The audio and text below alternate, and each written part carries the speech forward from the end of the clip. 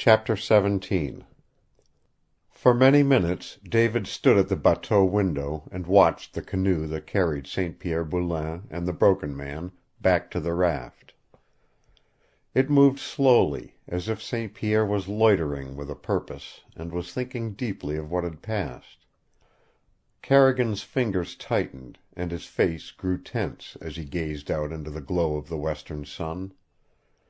Now that the stress of nerve-breaking moments in the cabin was over, he no longer made an effort to preserve the veneer of coolness and decision with which he had encountered the chief of the Boulains. Deep in his soul he was crushed and humiliated. Every nerve in his body was bleeding. He had heard St. Pierre's big laugh a moment before, but it must have been the laugh of a man who was stabbed to the heart. And he was going back to Marie Anne like that, drifting scarcely faster than the current, that he might steal time to strengthen himself before he looked into her eyes again. David could see him, motionless, his giant shoulders hunched forward a little, his head bowed, and in the stern the Broken Man paddled listlessly, his eyes on the face of his master. Without voice, David cursed himself. In his egoism he had told himself that he had made a splendid fight in resisting the temptation of a great love for the wife of St. Pierre. But what was his own struggle compared with this tragedy which St. Pierre was now facing? He turned from the window and looked about the cabin room again, the woman's room and St. Pierre's, and his face burned in its silent accusation. Like a living thing it painted another picture for him. For a space he lost his own identity. He saw himself in the place of St. Pierre. He was the husband of Marie Anne, worshipping her even as St. Pierre must worship her, and he came, as St. Pierre had come, to find a stranger in his home, a stranger who had lain in his bed, a stranger whom his wife had nursed back to life, a stranger who had fallen in love with his most inviolable possession, who had told her of his love, who had kissed her, who had held her close, in his arms, whose presence had brought a warmer flush and a brighter glow into eyes and cheeks that until this stranger's coming had belonged only to him. And he heard her, as St. Pierre had heard her, pleading with him to keep this man from harm. He heard her soft voice, telling of the things which had passed between them, and he saw in her eyes— With almost a cry he swept the thought and the picture from him. It was an atrocious thing to conceive, impossible of reality. And yet the truth would not go. What would he have done in St. Pierre's place? He went to the window again. Yes, St. Pierre was a bigger man than he. For St. Pierre had come quietly and calmly, offering a hand of friendship, generous, smiling, keeping his hurt to himself, while he, Dave Carrigan, would have come with the murder of man in his heart. His eyes passed from the canoe to the raft, and from the big raft to the hazy billows of green and golden forest that melted off into interminable miles of distance beyond the river. He knew that on the other side of him lay that same distance, north, east, south, and west, vast spaces in an unpeopled world, the same green and golden forests, 10,000 plains and rivers and lakes, a million hiding places where romance and tragedy might remain forever undisturbed. The thought came to him that it would not be difficult to slip out into that world and disappear. He almost owed it to St. Pierre. It was the voice of Bateese in a snatch of wild and discordant song that brought him back into grim reality. There was, after all, that embarrassing matter of justice and the accursed law. After a little he observed that the canoe was moving faster, and that Andre's paddle was working steadily and with force.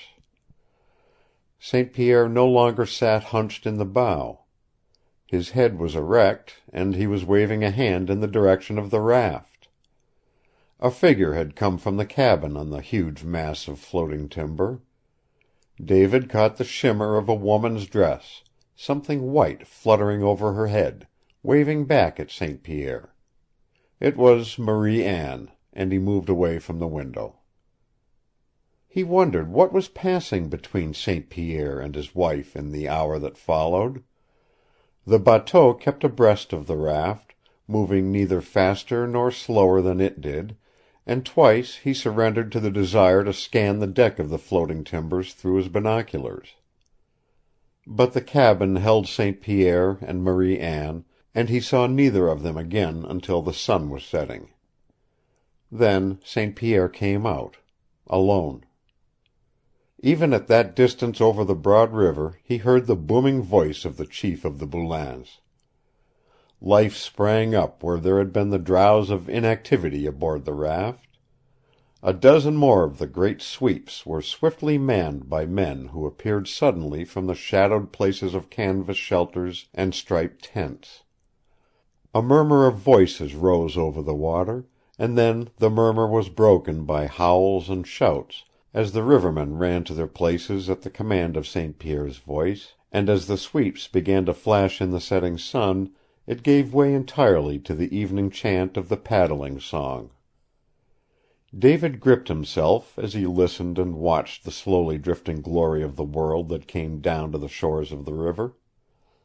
He could see St. Pierre clearly, for the bateau had worked its way nearer. He could see the bare heads and naked arms of the rivermen at the sweeps. The sweet breath of the forests filled his lungs as that picture lay before him, and there came into his soul a covetousness and a yearning where before there had been humiliation and the grim urge of duty.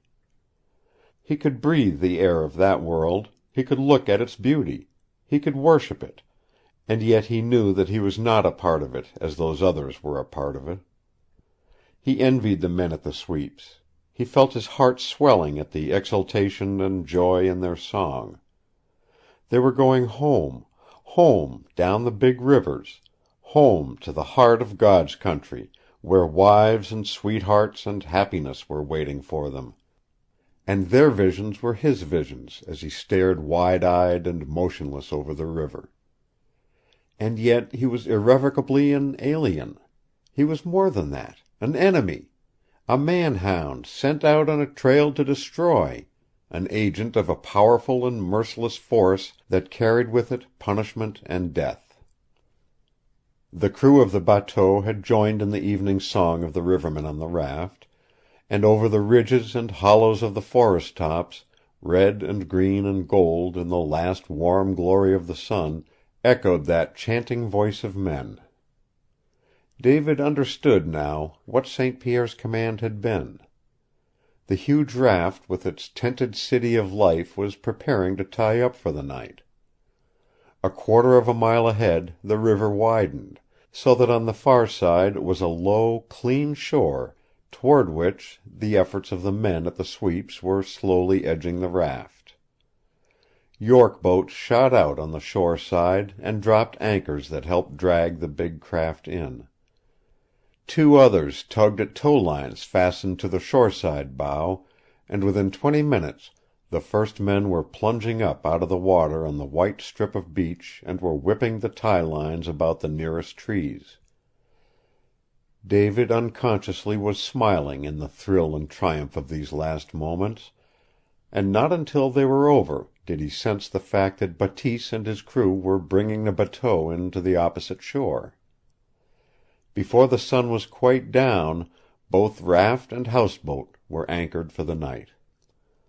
As the shadows of the distant forests deepened, Carrigan felt impending about him an oppression of emptiness and loneliness which he had not experienced before.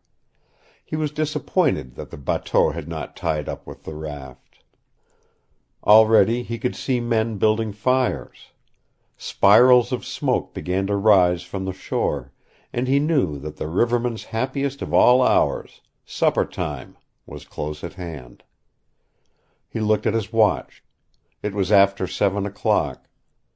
Then he watched the fading away of the sun until only the red glow of it remained in the west, and against the still thicker shadows the fires of the rivermen threw up yellow flames.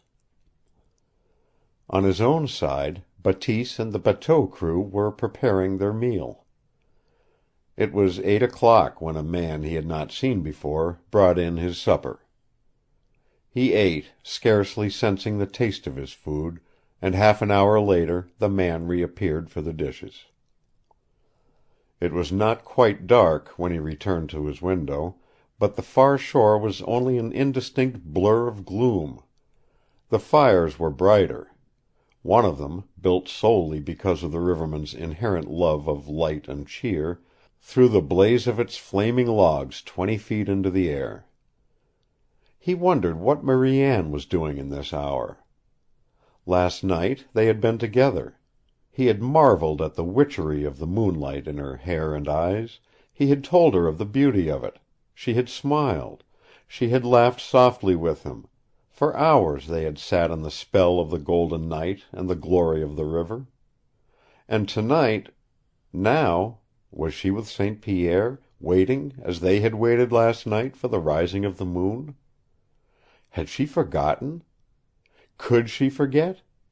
Or was she, as he thought St. Pierre had painfully tried to make him believe, innocent of all the thoughts and desires that had come to him as he sat worshipping her in their stolen hours? He could think of them only as stolen, for he did not believe Marie Anne had revealed to her husband all she might have told him. He was sure he would never see her again as he had seen her then, and something of bitterness rose in him as he thought of that. St. Pierre, could he have seen her face and eyes when he told her that her hair in the moonlight was lovelier than anything he had ever seen, would have throttled him with his naked hands in that meeting in the cabin. For St. Pierre's code would not have had her eyes droop under their long lashes or her cheeks flush so warmly at the words of another man, and he could not take vengeance on the woman herself. No, she had not told St. Pierre all she might have told. There were things which she must have kept to herself, which she dared not reveal even to this great-hearted man who was her husband.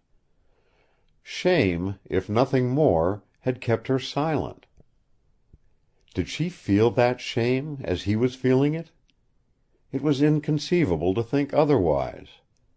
And for that reason, more than all others, he knew that she would not meet him face to face again, unless he forced that meeting. And there was little chance of that, for his pledge with St. Pierre had eliminated her from the aftermath of tomorrow's drama, his fight with Bateese. Only when St. Pierre might stand in a court of law would there be a possibility of her eyes meeting his own again, and then they would flame with the hatred that at another time had been in the eyes of Carmin Fanchet. With the dull stab of a thing that of late had been growing inside him, he wondered what had happened to Carmin Fanchet in the years that had gone since he had brought about the hanging of her brother. Last night and the night before, strange dreams of her had come to him in restless slumber. It was disturbing to him that he should wake up in the middle of the night dreaming of her, when he had gone to his bed with a mind filled to overflowing with the sweet presence of Marie Anne Boulain. And now his mind reached out poignantly into mysterious darkness and doubt, even as the darkness of night spread itself in a thickening canopy over the river. Gray clouds had followed the sun of a faultless day, and the stars were veiled overhead. When David turned from the window, it was so dark in the cabin that he could not see. He did not light the lamps, but made his way to St. Pierre's couch, and sat down in the silence and gloom. Through the open windows came to him the cadence of the river and the forests. There was silence of human voice ashore, but under him he heard the lapping murmur of water as it rustled under the stern and side of the bateau, and from the deep timber came the never-ceasing whisper of the spruce and cedar tops, and the subdued voice of creatures whose hours of activity had come with the dying out of the sun.